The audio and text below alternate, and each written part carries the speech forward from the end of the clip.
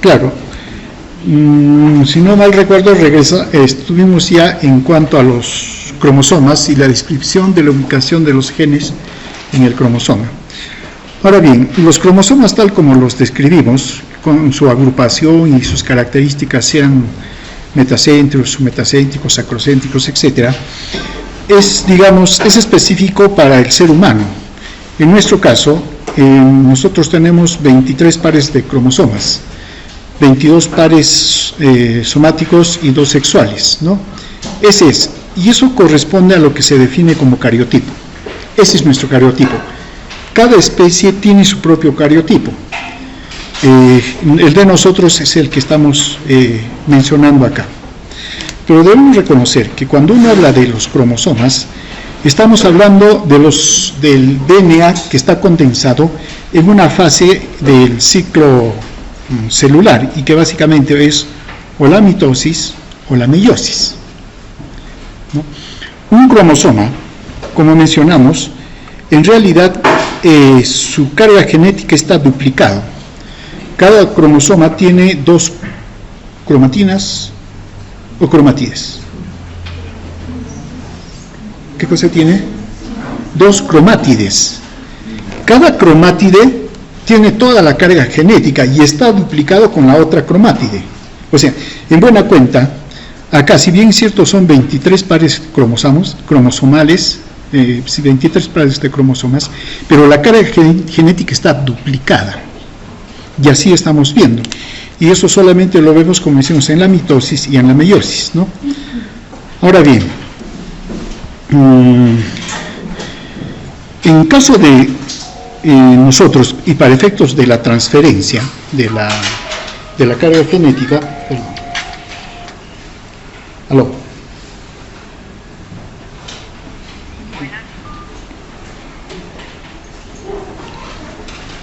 en caso de la carga genética, para la transferencia de la carga genética, entonces, ¿qué significa? De que si el padre o la madre transfirieran toda su carga genética, le estarían transfiriendo los 22 pares, y ya no serían pares. Claro, 2 del papá, 2 de la mamá, ¿ya qué cosa sería? Diploide, sería tetraploide, y luego sería octaploide, y así sería, ¿no? Entonces, para hacer la transferencia, necesariamente la carga genética debe ser disminuida a la mitad, ¿no? Entonces, siendo primero, básicamente somos diploides, la carga tiene que ser disminuida a haploide, ¿no? Haploide. Claro, entonces eso significa que durante el proceso de transferencia de la carga genética debe haber un mecanismo, un proceso por el cual permite eso, y esa es la meiosis.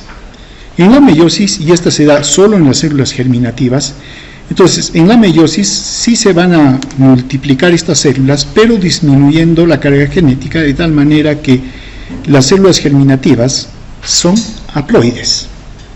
Luego hay la unión de espermatozoides, y el espermatozoide y el óvulo en el momento de la fecundación, y entonces la carga nuevamente vuelve a ser diploide. Y ahí es donde se desarrolla el ser y todo lo demás, ¿no? Y entonces hay este ciclo, ¿no? Para la transferencia genética. Los cromosomas, mediante la meiosis, van a un número haploide, luego la fecundación restituye la carga diploide. Ahora bien, entonces, veamos. Durante el ciclo celular, lo que es, hay 2 momentos, ¿no? Un momento en que se multiplica la célula, la mitosis, y otro momento en el cual se le llama la interfase, donde a su vez está compuesta por 3 fases: la fase G1, la fase S y la fase G2. Ahora bien, después de la, de la multiplicación o de la mitosis, partiremos con la mitosis, se entra en la fase G1, ¿no? La fase G1 prácticamente es donde la célula funciona y tiene una salidita hacia afuera, a la fase G0. donde entran varias células que ya no van a entrar en multiplicación. Es el caso de las neuronas, el caso del músculo esquelético. Ellos no entran en multiplicación, entonces salen de G1 a G0 y ahí quedan. Y ellos no van a hacer más el ciclo celular. Pero el resto de células que sí se multiplican está en la fase G1, y claro, es donde desarrolla sus capacidades celulares, ¿no? Aumenta la cantidad de organelas, sus enzimas, todo, y finalmente la célula está funcionando allí. Luego entra a la fase S, donde más bien es una fase donde duplica el DNA y todas las proteínas asociadas, ¿no? Se duplica el DNA. Luego entra a la fase G0, que no es sino una fase preparatoria de las estructuras para la división, ¿no? Entonces pasa, y una vez que es una fase muy breve, y pasa a la fase de mitosis.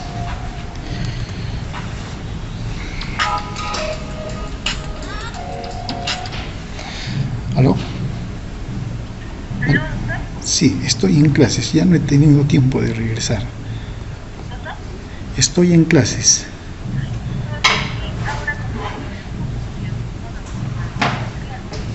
Sí, tendré que ser el día lunes, ya no queda nada. Sí, porque todo el mundo ha desaparecido. Sí, ya pues el lunes nomás lo haremos, sí. Ya, listo, ya. Pues. Ya, entra la fase, ya está en la mitosis. Ahora, para recordar nada más, la mitosis tiene fases, ¿no? Pero las clásicas, profase, metafase, anafase, telofase. Claro, lo que me interesa aquí es que cuando se entra en la mitosis, la carga genética está duplicada. ¿Listo? Está duplicada. Ojo, nuestra carga genética es doble. O sea, para cualquier enzima, cualquier característica, tenemos dos. ¿Listo? Dos copias tenemos. ¿Por qué? Porque son pares de cromosomas.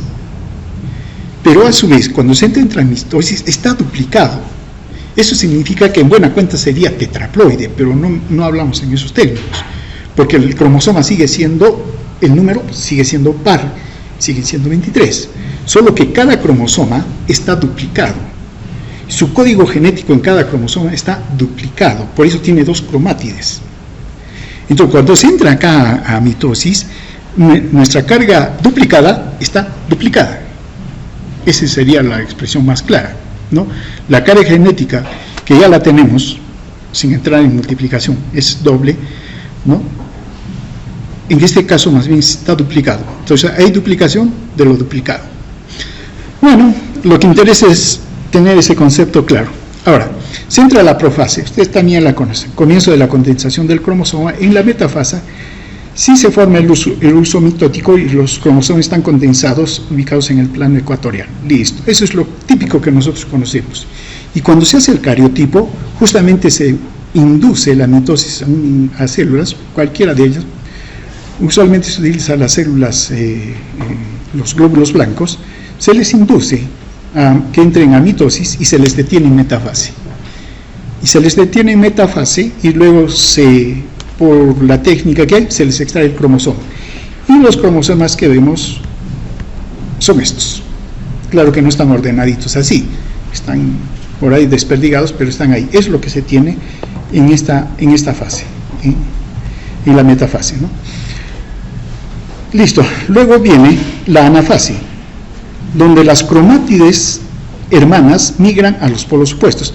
O sea, aquí todos los cromosomas se pusieron en la metafase en el plano ecuatorial, pero se ponen todos allí y el centrómero que está uniendo a las dos cromátides se corta, se separa. Y entonces las cromátides se separan. Y cada cromátida se va uno a una célula, el otro a la otra célula. ¿Se ha disminuido el número de cromosomas? No.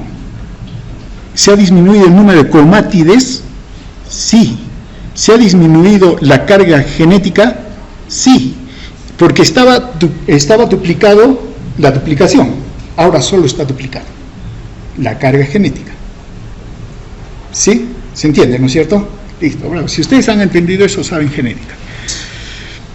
Listo. Entonces, ya en la anafase, las cromátides hermanas migran y por lo tanto la carga genética vuelve a ser normal, pero sigue siendo diploide, ¿no?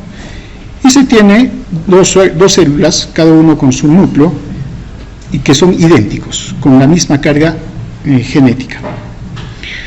La meiosis. Claro, a diferencia de la mitosis, en el proceso de la meiosis la carga genética debe ser disminuida, de ser doble a simple, de ser diploide a haploide. Es lo que sucede. La meiosis solo la realizan las células germinativas, ¿no? Y para eso también lo que han hecho previamente es duplicar su carga genética, la tienen duplicada, ¿listo? Y entran a meiosis y se va a dar las mismas fases, ¿no? Profase, metafase, anafase, telofase, ¿no? Pero entrando en dos ciclos sucesivos. Entonces tenemos meiosis 1, meiosis 2, y por lo tanto profase 1, metafase 1, anafase 1, telofase 1, y luego tenemos la metafase 2, anafase 2, telofase 2, ¿no es cierto? Entonces tenemos meiosis 1, meiosis 2. El fin de eso es reducir la carga genética a haploide. En la meiosis 1, claro, se entra a profase 1, ¿no? Y hay momentos, leptotene, cigotene, paquitene y todas esas cosas que nos complican la vida. Veamos, en la meiosis 1, ¿qué sucede? En la profase, sí se van condensando los cromosomas, pero como dijimos, los cromosomas están duplicados y están, sí, son dobles y su contenido está duplicado. Esa sería la expresión, ¿no? Teniendo como ejemplo un cromosoma. Entonces acá tenemos un cromosoma y el otro cromosoma. Han duplicado su carga genética y por lo tanto tienen dos cromátides cada uno, pero son del mismo par, cromosomas homólogos. Lo primero que van a hacer es una recombinación genética. Segmentos de la cromátide de un cromosoma homólogo van a migrar al cromosoma homólogo y viceversa. Entonces hay una recombinación genética, de recombinación de genes en este caso, pero entre cromosomas homólogos, solo homólogos, ¿listo? Y para eso tienen que aparearse, ¿no? Eso lo hacen en la fase de profase. Entonces, lo primero que debe sucederse aquí es la recombinación genética. Eso se da en el momento del paquitene, ¿no? Primero se forma la unión entre ellos, la sinapsis, etcétera, pero después se tiene que dar la recombinación. Una vez que se da recombinación, vuelven a separarse los cromosomas homólogos, entonces están ahí, pero ya han hecho recambio o han hecho intercambio de genes, hay recombinación.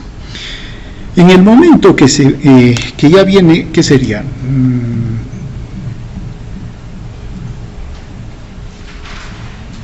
En el momento de la anafase, ¿sí?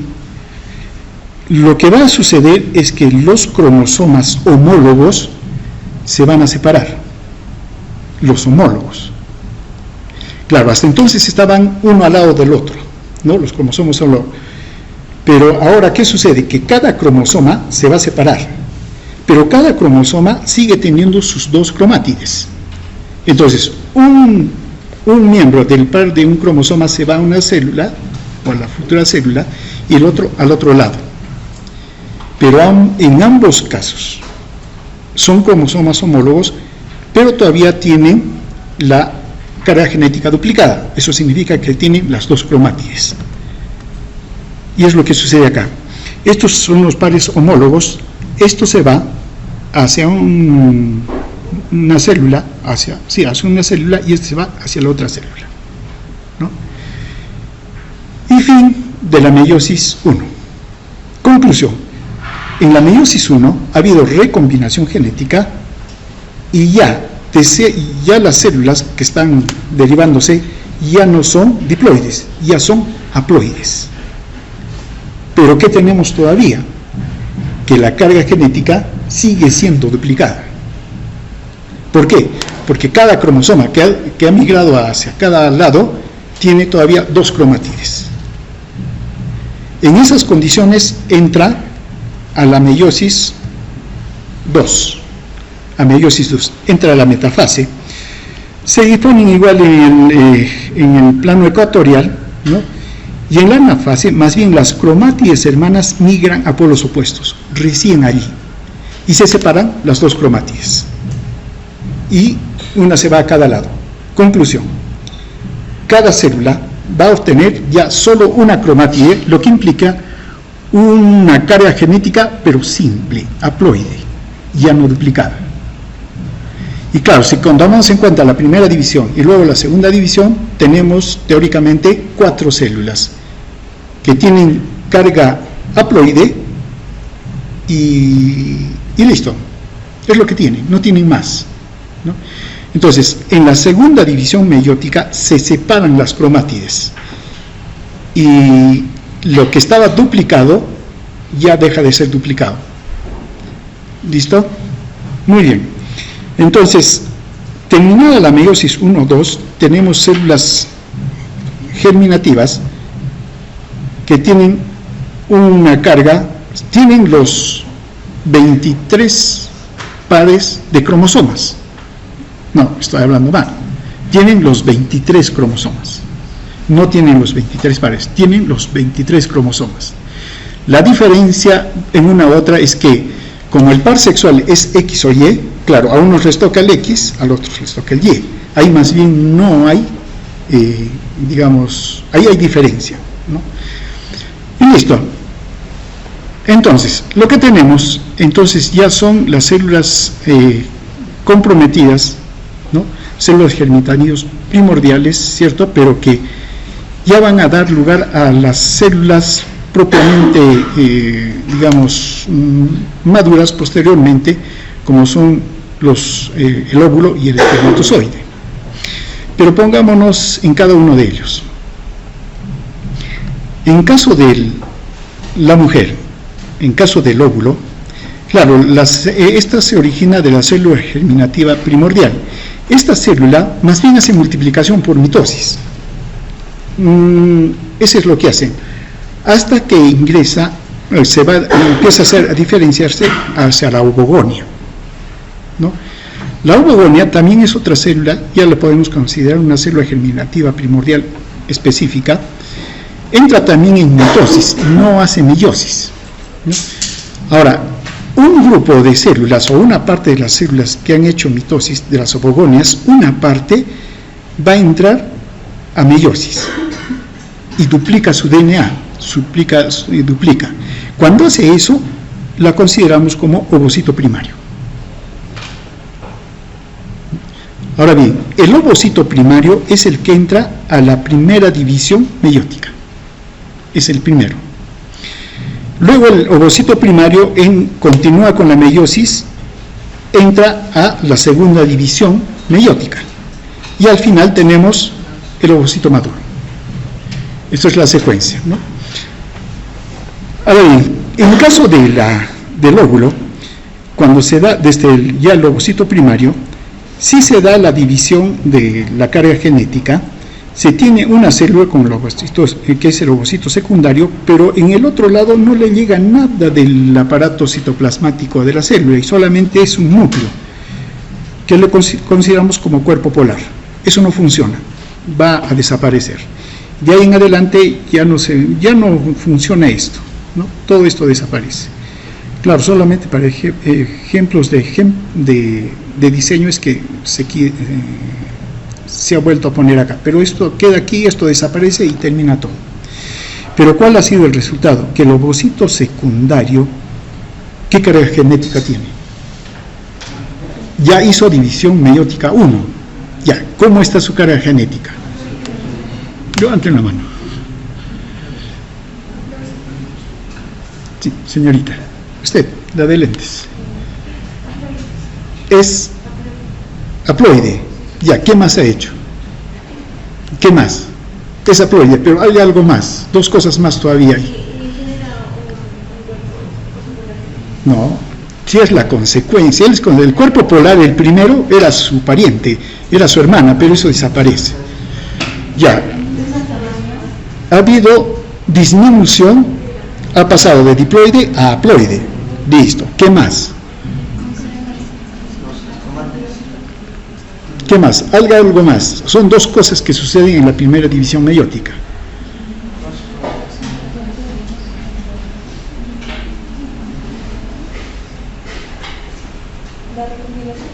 La recombinación genética. Es el momento en que hay recombinación genética. Si no hubiera recombinación genética, resulta que los descendientes todos serían iguales, todos. No habría diferencia. Claro, la carga genética de la madre está definido, la carga genética del padre está definido. Y entonces se separan las cromátides, pero siguen teniendo la misma carga y se vuelven a unir con la misma carga. Y no hay, o sea, todo sería igual, todos seríamos iguales, seríamos clones prácticamente. ¿Por qué no somos clones? Porque esa recombinación genética permite que los genes se recombinen y haya una fórmula diferente para cada uno, excepto los gemelos monocigóticos. No, excepto ellos. Ellos sí son idénticos en su carga genética. El resto, inclusive los disigóticos, tienen carga diferente, ¿no? Entonces, gracias a la recombinación genética es que cada uno de nosotros tiene su propia carga. Y claro, hasta el momento se dice que esta recombinación es aleatoria, lo que salga, salga, ¿no? Entonces, lo que tenemos entonces, cuando ya tenemos el ovocito secundario, tenemos que ya la carga está disminuida, es haploide y ha habido recombinación genética. El ovocito secundario entra a la segunda división meiótica para dar lugar al ovocito maduro. ¿Qué sucede en este momento? ¿Para qué es este momento?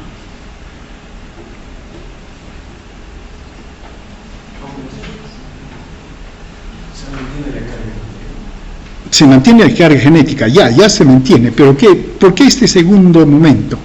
Si fuera así y si termina acá, ya es suficiente, pero aquí nos quedamos, ¿no? Pero hay todavía uno más que seguir. La separación de cromátides.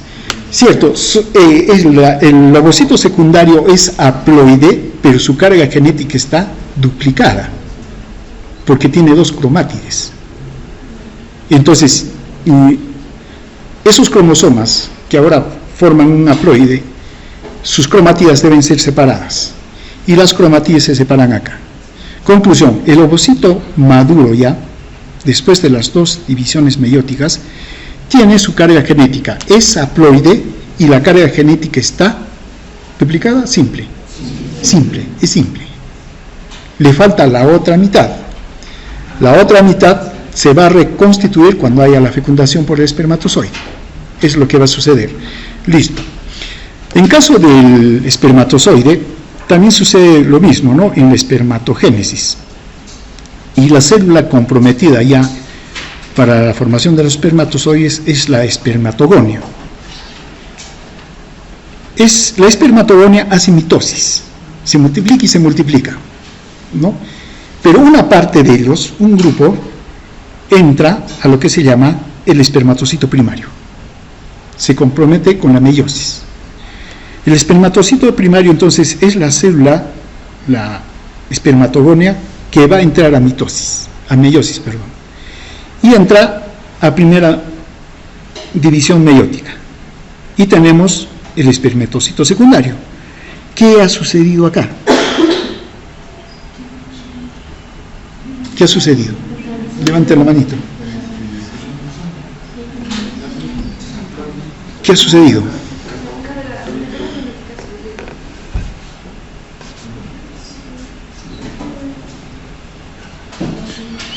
Mientras van pensando, cuando el espermatocito primario o el ovocito primario entran a meiosis, ¿no? Lo que sucede es que tienen su carga duplicada, ¿no? Está duplicada, son diploides, pero carga genética duplicada. Esa es la condición en la que están entrando, ¿no? Por eso decimos, la carga genética que es doble está duplicada, ¿no? Pero no decimos tetraploide, porque no nos sale, que se llama, ¿cuánto sería? 26, 56 cromosomas. Eso no nos sale en ningún momento, ¿no? Listo, muy bien. Bajo esas condiciones ingresado, entonces el espermatocito primario entra a meiosis única y da lugar al espermatocito secundario. ¿Qué ha sucedido acá?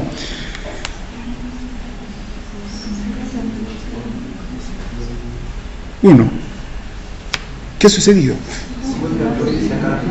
Primero, recombinación genética, no se olviden, primero recombinación genética, también hace recombinación genética el espermatocito primario.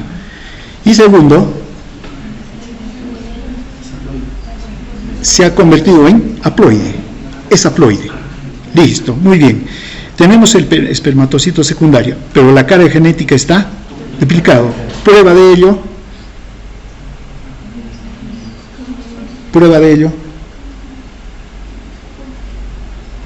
es que hay dos cromátides. Claro, esa es la prueba.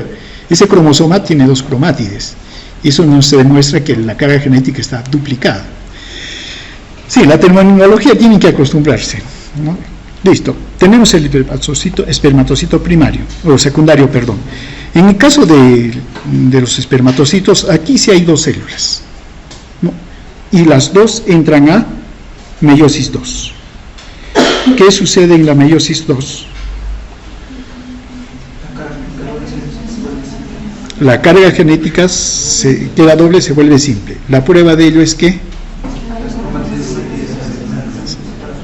y solo hay una cromátide por cada célula, ¿no? Listo, muy bien.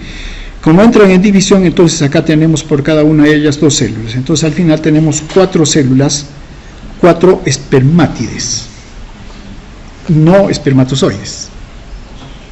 Todavía no son espermatozoides. Tienen que tener un proceso de maduración, ¿no es cierto? ¿Y cómo se llama eso?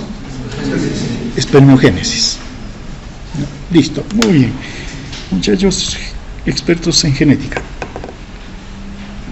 Listo. Bueno, esto es dicho de otra manera, ¿no? O ilustrado.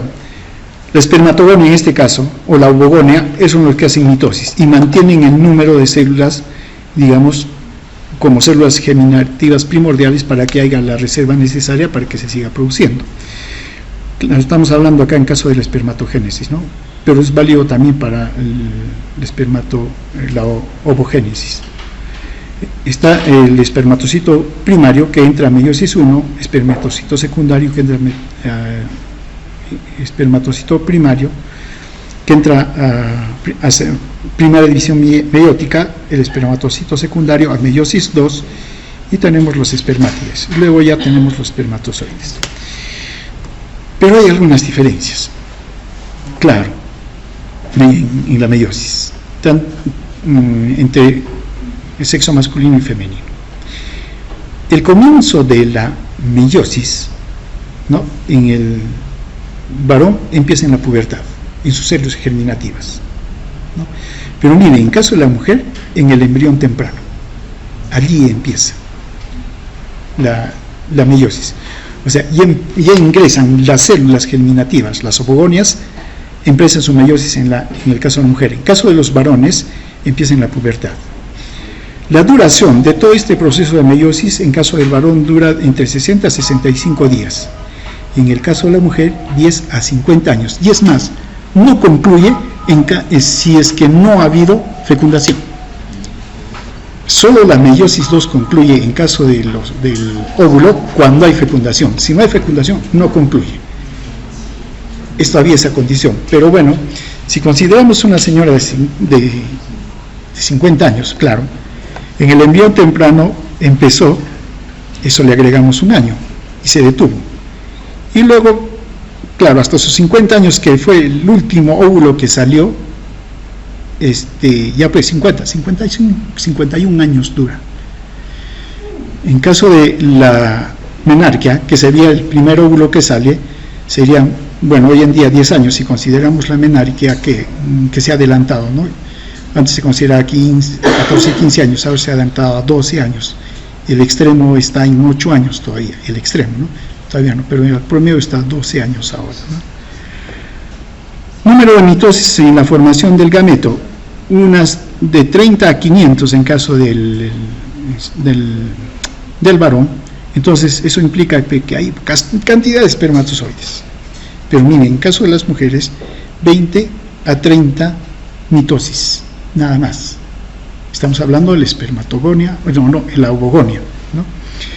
Producción de gametos producidos por la meiosis, claro, 4 por cada célula germinativa al final, ¿no? Mientras que en caso de la mujer solo una, el óvulo.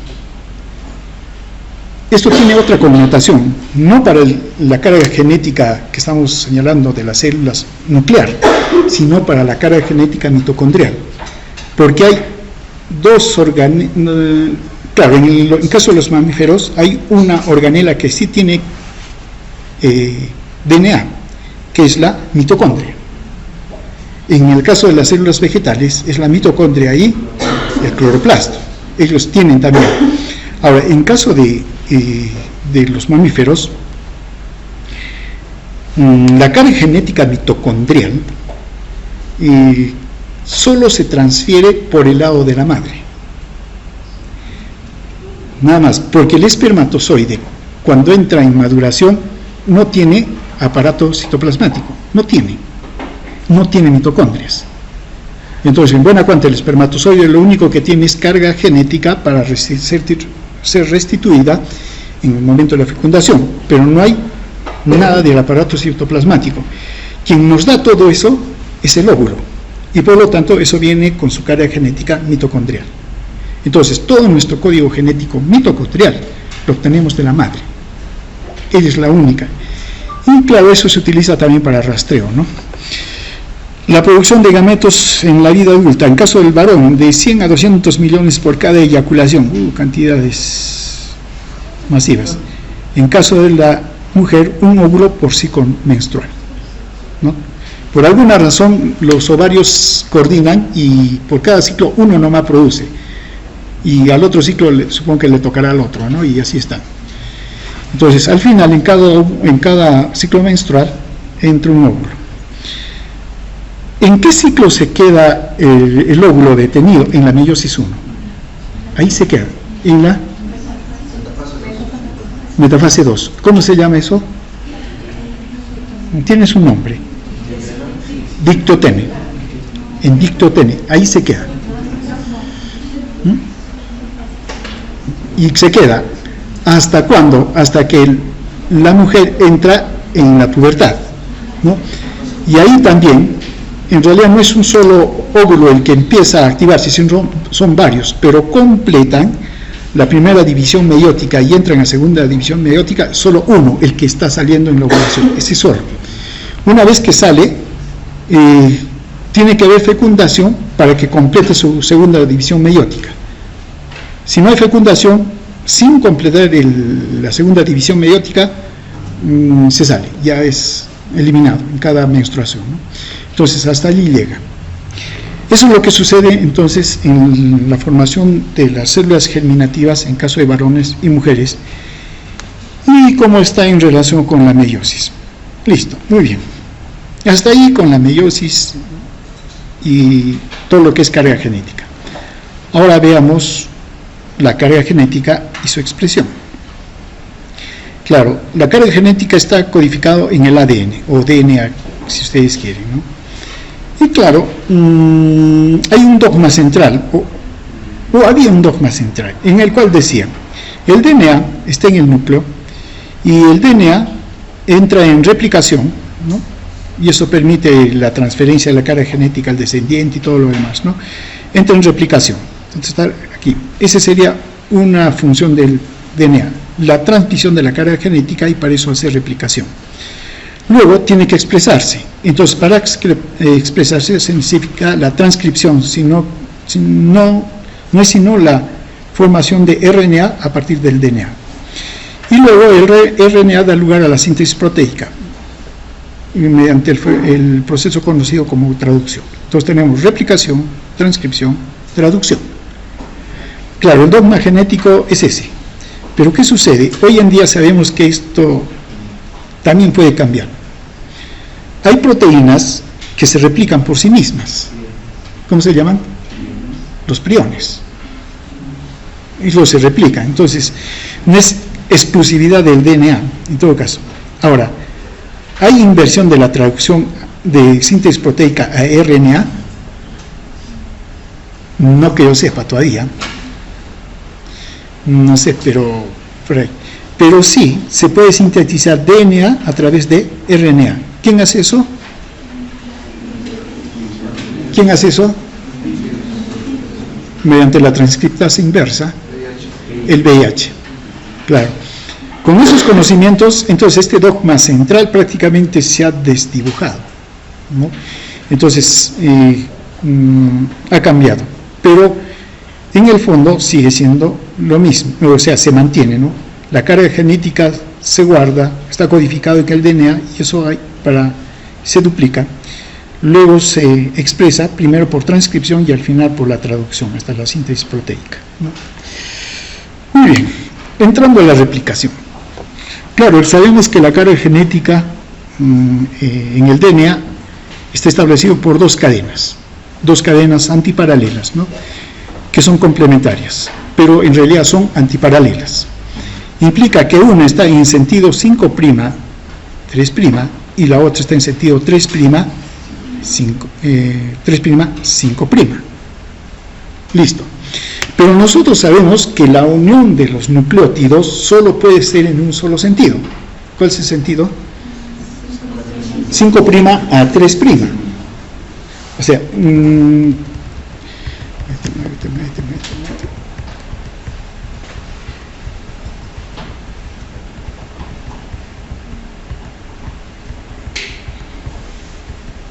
claro.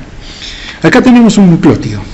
Si se quiere formar una cadena, solamente es posible formando un enlace fosfórico, en el cual el fósforo que está en el carbono 5' del nucleótido debe unirse con el carbono 3' del que está adelante de él. O sea, solo puede estar aquí, o sea, no puede venir acá. Entonces, todas las uniones que se deben dar en sentido 5', 3'. Todas las uniones. No hay otra manera de formar los nucleótidos. Y por lo tanto, no hay otra manera de formar las cadenas del DNA mediante los nucleótidos. Listo, entonces eso hay que recordar ahora acá. Entonces, si se va a formar una nueva cadena de DNA, y la forma en que se puede formar esta cadena es de 5' a 3', ¿cómo se hace la lectura? ¿En qué sentido? 3' a 5'.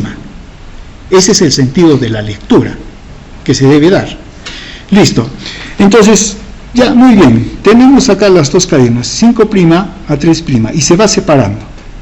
Y como la lectura es en sentido 3', 5', entonces pone acá el primer nucleótido y se empieza a sintetizar el otro. Y conforme se va separando, se va formando. Pero ¿qué sucede con la otra cadena? La otra cadena más bien está en sentido 3', 5'. ¿No es cierto? Y la síntesis se tiene que dar en sentido 5', 3'. Entonces, tiene que esperar que se separe un poco para empezar a leer de sentido 3' a 5'. Y empieza a leer. Y se sintetiza. Mientras, ya se separó, o mejor dicho, ya queda otra cadena que ha quedado libre. Y entonces debe empezar nuevamente. Lee de nuevo, lee en sentido 3', 5', y se forma la cadena. Pero nuevamente hay otro segmento que se está separando y vuelve a hacer. Entonces, la otra cadena se va sintetizando no de manera continua como esta, sino por partes, por la lectura. Esta la puede leer de manera directa, ¿no? Apenas se separa el primer nucleótido, por así decirlo, de 3', ya es leído. Y como se sigue separando, el otro sigue sintetizando, no tiene problema. Pero esto, más bien, lo hace por partes, ¿no? Tiene que esperar que una hebra se separe para hacerle la lectura, y así va. Y entonces eso significa que una sí se sintetiza de manera directa, corre, mientras la otra está yendo por pares, o por partes, ¿no? En el caso de las células eucariotas, el DNA es lineal o circular. En el caso de los eucariotas, ¿el DNA es circular o lineal? es lineal. Tiene un comienzo y tiene un fin. Lo que ustedes quieren de cantidad de espacio, pero es fin. Mientras que las células procariotas más bien es circular, ¿no? Entonces, en caso de los procariotas, empiezan en un punto y corren hacia los dos lados y al final termina la replicación. En caso más bien de las células eucariotas, lo hacen por partes, por segmento en segmento, ¿no? Y eso va a hacer que corra, digamos, segmento por segmento, ¿no? Claro, esto es un caso de la replicación de los procariotas, ¿no? Ahora debemos reconocer que este modelo de replicación y toda su descripción se da en base al modelo procariota, no tanto al modelo eucariota. Claro, ni modo. ¿Por qué? Porque nuestra célula es mucho más complicada. Veamos. ¿Quién hace la duplicación del DNA? La DNA polimerasa. Claro, muy bien. Pero estamos hablando del modelo procariota.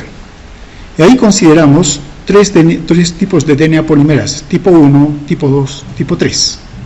¿No? Están ahí. Ahora, claro, ellos sintetizan DNA y tienen, por lo tanto, una actividad polimerizante en el sentido 5', 3', ¿no? En el caso de la polimerasa tipo 1, DNA polimerasa tipo 1. La tipo 2 también tiene el mismo sentido, una actividad polimerizante 5', 3', lo mismo que la DNA polimerasa 3. Actividad exonucleásica. ¿Eso qué significa? De la capacidad que tenga la DNA polimerasa para remover un nucleótido, para sacarlo, ¿no? La DNA polimerasa 1 puede remover un nucleótido en cualquiera de los dos sentidos, en sentido 3', 5' o 5', 3'. ¿Eso qué quiere decir? Que en cualquiera de los dos lados de las hebras que se están duplicando, la DNA polimerasa puede sacar un nucleótido, sacar y poner el otro. Eso lo hace la DNA polimerasa tipo 1. La 2 solamente tiene en sentido 3', 5', y la 3 sí también tiene, en ambos extremos puede remover los nucleótidos. Esto es importante. ¿Por qué? Porque ellas pueden hacer corrección.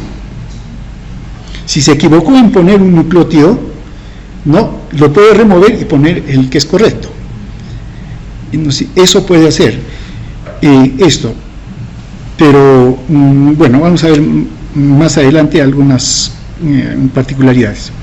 Bueno, en cuanto a peso molecular, ¿no? La DNA polimerasa T3 es la más grande, ¿no? Mayor peso molecular. Sus acciones. Degradan el cebador o el primer. Para empezar, dijimos, la DNA polimerasa, las 3, tiene actividad polimerizante. O sea, lo que implica es que solo pueden poner un nucleótido y poner el otro y poner el otro. Pero si no tienen un nucleótido previo, no hacen nada. No pueden iniciar. Entonces, para que se inicie la síntesis del DNA, una de las cadenas, ¿qué necesitamos? El primer. Y el primer es RNA. Porque la RNA polimerasa sí puede hacer desde inicio. La DNA polimerasa no lo puede hacer. Bueno, aló.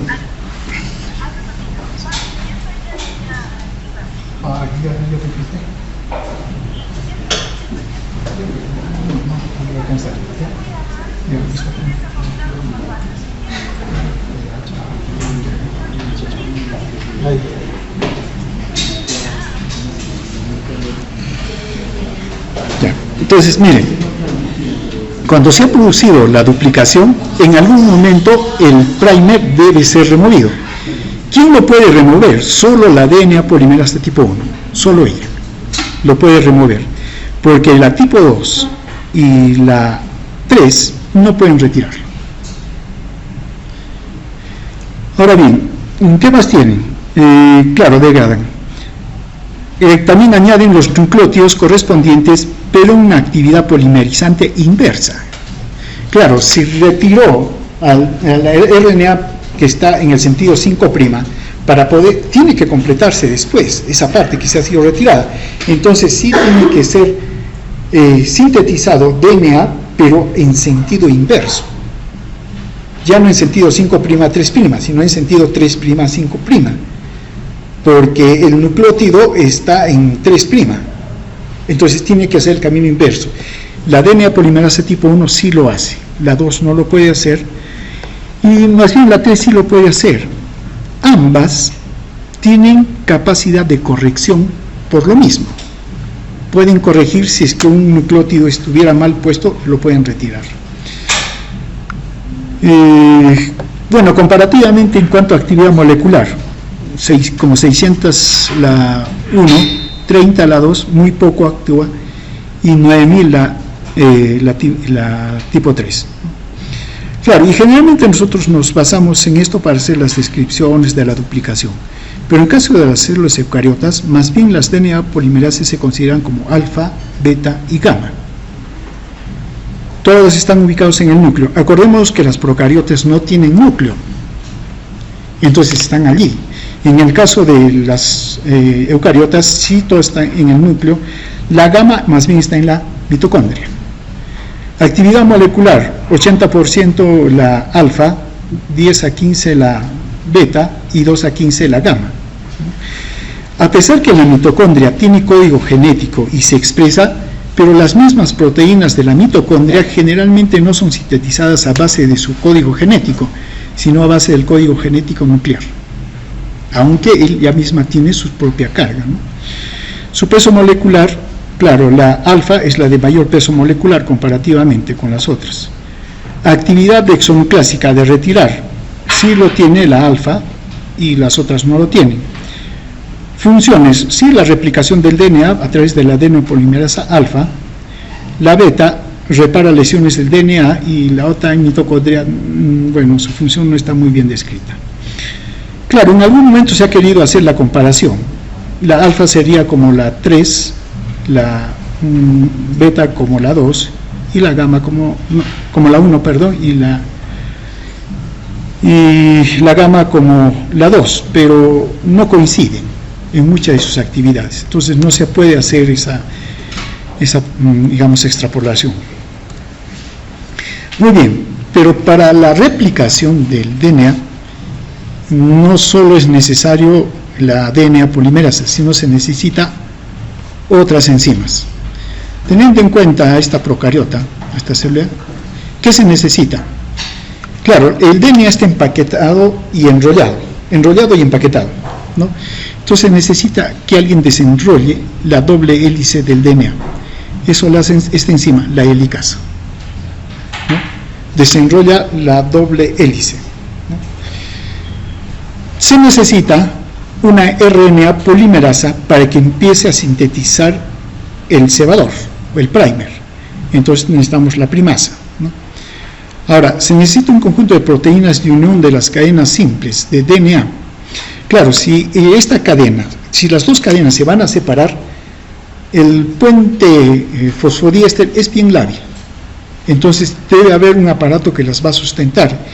Y entonces se necesitan estas proteínas de unión a cadenas para que den estabilidad a las regiones de las hebras sencillas, ¿no? Evitando de que se desnaturalizan o se enrollen, porque esa es su tendencia. Se necesita de las DNA girasas, ¿no? Que inducen superenrollamiento negativo. ¿A qué se refiere esto? Ustedes han visto un cordel, ¿no es cierto? Y tiene dos hebras. Si quieren separar las dos hebras, ¿qué pasa? Para un lado corre, sin problema, se separa, pero para el otro lado, al contrario, se enrolla más todavía, ¿no? Entonces, muy bien, para evitar eso, una de las hebras tiene que ser cortada para que pase la otra. No, si es así, pasa la otra, entonces ya no hay superenrollamientos. Pero acá lo describen como superenrollamientos negativos, o sea, más bien evita el enrollamiento, ¿no? Esos son las DNA girasas en caso de las procariotas. En caso de las eucariotas, eso lo hacen las topoisomerasas, tienen la misma función. Claro, necesitamos la DNA polimerasa tipo 3, que es la que en realidad sintetiza el DNA. La DNA polimerasa tipo 1, que es la que elimina el cebador y rellena los espacios que van quedando por la duplicación. Y finalmente la DNA ligasa, que une los extremos del DNA que se están formando. Veamos. Volviendo a esto de la duplicación.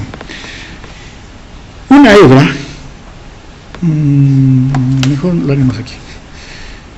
Como se están separando las dos hebras, una hebra está en sentido 3', 5'. Y entonces la lectura es, ¿qué? Por fracciones. Por fracciones. Se espera que se separe una fracción para recién sintetizar. Se separa, se sintetiza. Y entonces da lugar a fragmentos, conocidos como los fragmentos de Okazaki, por el autor o por quien los descubrió. La otra más bien tiene el otro sentido. ¿Cómo sería aquí? 5', 3'. Y como es leído desde sentido 3', 5', entonces la otra hebra que se está sintetizando se sintetiza de largo. No tiene problema. Entonces, ¿qué tenemos? Tenemos esto, que una hebra sí se sintetiza sin mayor problema. Un solo cebador y primer y todo se sintetiza. Se le llama la hebra conductora. La otra más bien es otra que está en sentido inverso y se está sintetizando por partes. Son los fragmentos de Okazaki. Eso es que se le llama la hebra retrasada. ¿No? Listo. Pero ambas se van a sintetizar en función a una hebra molde. En este caso 5', 3', y la hebra molde más bien acá es en sentido 3', 5'. Acá que tenemos que hablar de dos términos. Uno es la cadena molde, en base al cual se va a sintetizar el DNA, o la otra hebra, y la otra es la hebra código, el que lleva el código. Entonces, hay una hebra que es código, y que mantiene el código, y la otra es complementaria, pero sirve para la duplicación. Entonces, resulta siendo el molde. En el caso del DNA, los dos pueden ser los dos, pero no en caso del RNA. Después volveremos a esto. ¿Listo? Pero debemos definir dos cosas. Entonces, en el DNA hay una que mantiene el código, la otra va a servir, entre comillas, simplemente de molde. ¿Para qué? Para que se pueda duplicar la cadena complementaria. Y listo. Hasta ahí tenemos la duplicación o replicación. ¿Continuamos o lo dejamos aquí? Ya, lo vamos a dejar acá para que lean y comprendan. Esta parte, claro, es un poco por la terminología engorrosa, pero si la entienden, todo lo demás que va a venir adelante ya uno lo comprende sin mayor problema. ¿Listo? Muy bien, nos quedamos aquí entonces.